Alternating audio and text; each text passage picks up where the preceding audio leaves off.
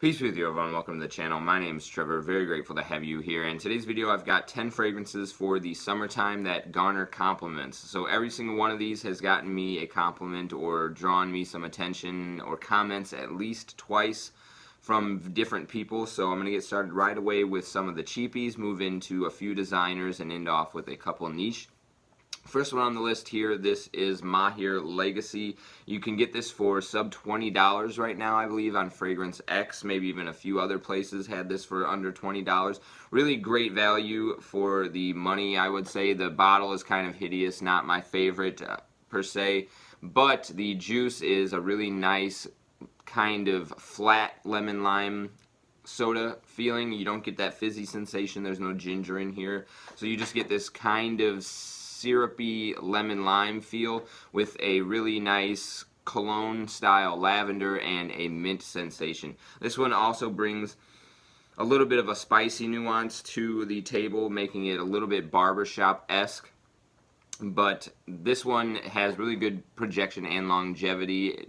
It's cloning Parfum de Marly Sedley, but this one has better capacity for drawing in attention, I want to say, because it's a little bit more loud, a little bit more scratchy from the spicy nuances, but also a little bit more masculine for that reason, and one that has had people following me around to find out where I was, what the source of that smell was, and to let me know that they really enjoyed it. So that was Maahir's Legacy for sub $20, really great compliment puller. This next one is another one that women seem to really enjoy. This is, generally I get some comments from men.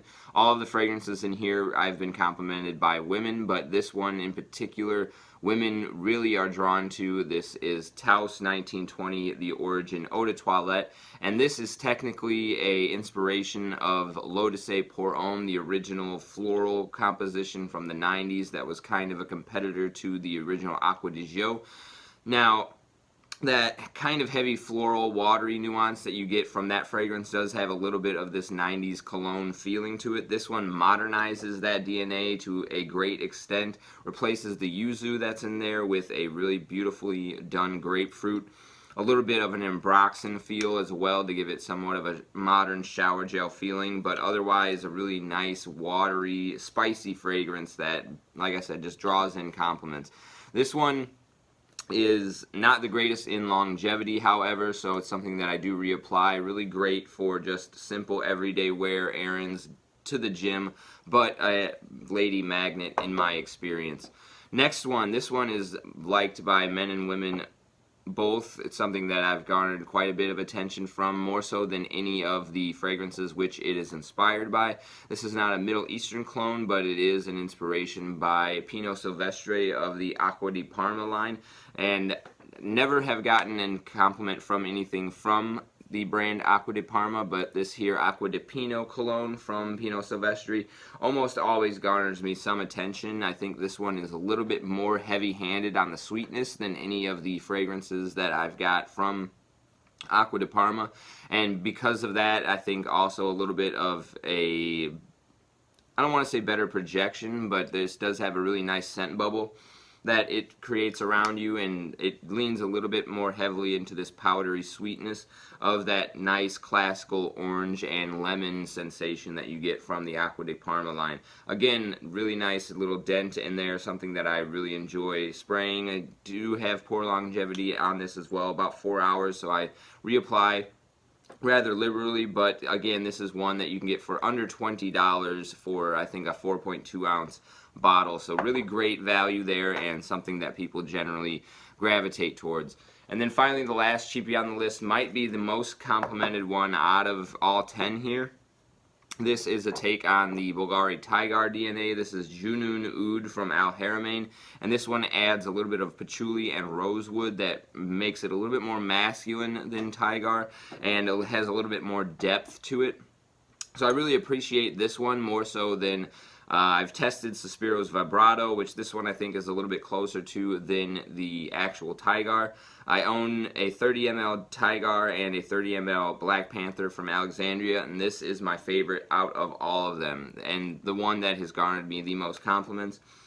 Definitely have had those sort of very emotional compliments from women where they're just like, what are you wearing? Those types of comments have come in from this one. Really beautiful stuff, and it does have pretty good longevity. It lasts me about 7 or 8 hours for I don't want to say a freshie, because this whole Tiger DNA is a little bit more on the soft, sweet, woody side, more so than a fleeting citrus, even though there's some really good grapefruit in all of the iterations of this Tiger DNA.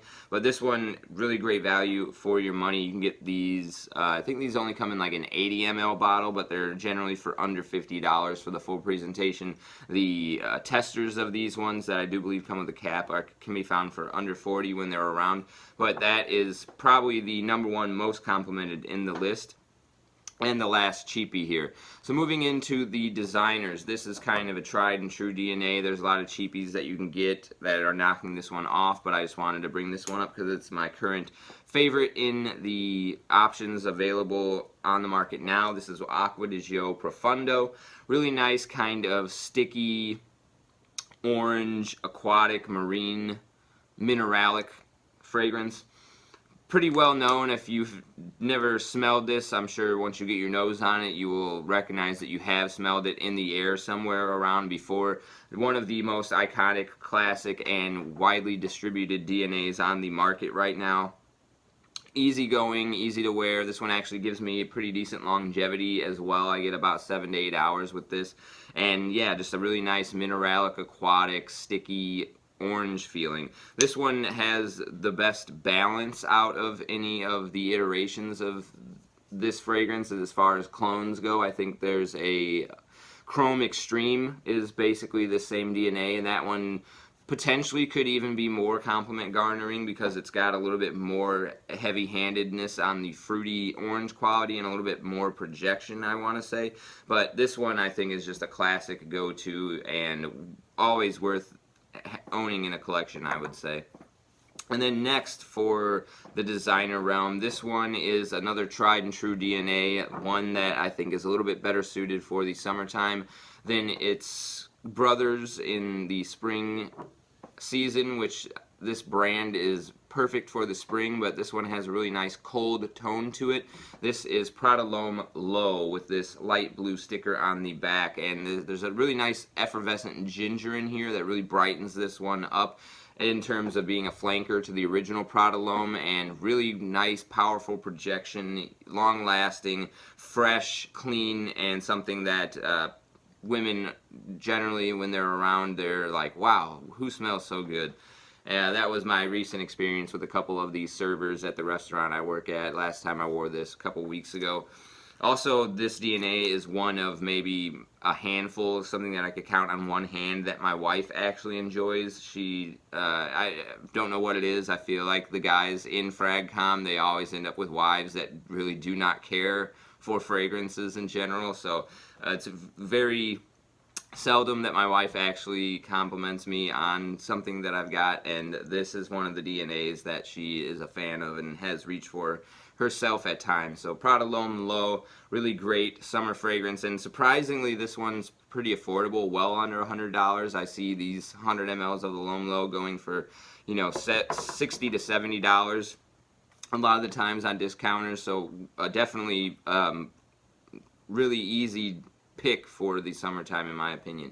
And then finally, this one is one that I've spoken about on the channel quite a bit. It has been recently discontinued and replaced by a Parfum flanker, which I haven't tried, so I'm only going to recommend this one for the time being. You can still find this out at discounters like Joma Shop for under $100. This is Bvlgari Pour Homme Extreme. This is really like a sun-soaked black tea with a little bit of lemon, some spicy nuances. It's like a grassy southern iced tea soaked out in the sun with a little bit of lemon and citruses going on. Really laid back, kind of subtle fragrance, but it commands a lot of attention. This is something that I've gotten, again, some of those compliments where the people are just like, hey, like, don't want this to sound weird, but you smell really good, was one of the compliments that I've gotten on this one, as well as one time complimented from a good friend of mine where he said I was carrying this very well, or that the scent profile matched my person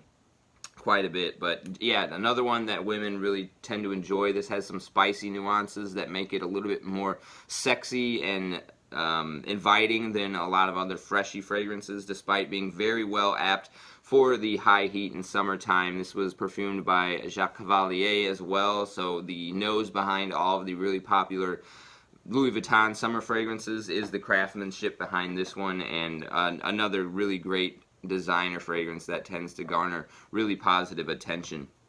And then finally we have 3 niche fragrances I'm going to run through rather quickly here. This one is one of the most popular, if not the most popular DNA on the market right now. This is in the vein of Creed Aventus, but it is Cedrat Boise from Mancera. So you get that kind of pineapple-y sensation with a little bit of sweetness and some woody qualities is the trifecta that comes together to make that Aventus DNA. This one just has a little bit more of a loud presence, I want to say, than at least the iterations of Aventus that I have, the formulations in my collection right now. And a little bit more heavy-handed on the vanillic nuances rather than the smoky woods, despite being named Boise, which means wood. This one generally commands a lot of positive attention, though. It's got a good scent bubble. It lasts a pretty long time for being a freshie, and that's generally the case with Mancera and Montal fragrances. They are good on projection and longevity. This one's no slouch in that department either, and just a really easy pick if you're looking to garner positive attention and pick up a fragrance. This is kind of a staple in that department. Okay, the next one, there's a few others in this same scent profile that could have made this list, but this is my favorite of them. Dolce & Gabbana Light Blue Eau Intense is one of those fragrances that could have been in this slot, but this is just a little bit more well done in my opinion. This is Pacific Rock Moss from Goldfield and Banks. I just wore this as my scent of the day this past Tuesday and got a compliment on it from one of the women that I was working with. She just asked how, because she was getting into perfume herself, and a lot of the fragrances that she'd been wearing are very light, and she wanted to know, you know, she's like, wow, you smell really good, how do you get your cologne to be so loud? And I kind of just told her it was just something that varied based on the actual scent itself. Surprised that she said that this one was loud. I tend to go nose blind wearing this one, but it does get me a lot of positive attention when I think that it's dissipated.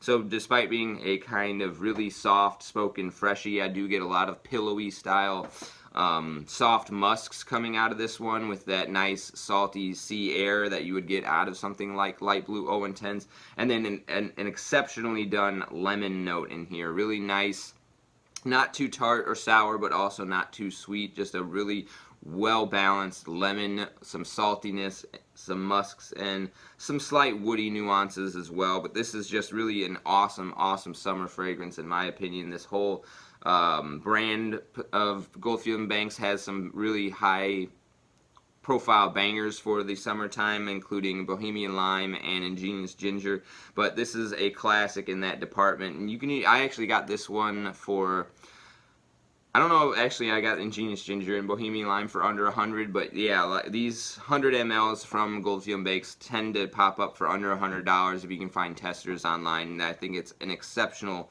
bang for your buck. And finally, the last one on this list is Gentle Fluidity Silver from Maison Francis Kurkdjian. Really nice gin and tonic, a little bit of a metallic feeling, and a hair gel or just cleaning product, personal care product kind of scent profile. So you've got this slightly gelatinous liquid metal kind of textural feel, a fun and pleasant clean gin and tonic with an ice cold juniper berry coming together here to just make this a really nice potent kind of fragrance that you do get a lot of opportunity for people to smell you because of its projection, but really well put together combination of fun and clean, and one that has definitely gotten me attention. Whenever I go out with it, it's just an easy go-to signature scent for the summertime, something that you could wear all the way from early spring into the late fall, and a perfect one for ending off this list. So that was my top 10 most complimented summer fragrances. Let me know what yours are in the comment section down below, and as always, I appreciate you sticking with me to the end. I'll see you in the next one. Take care.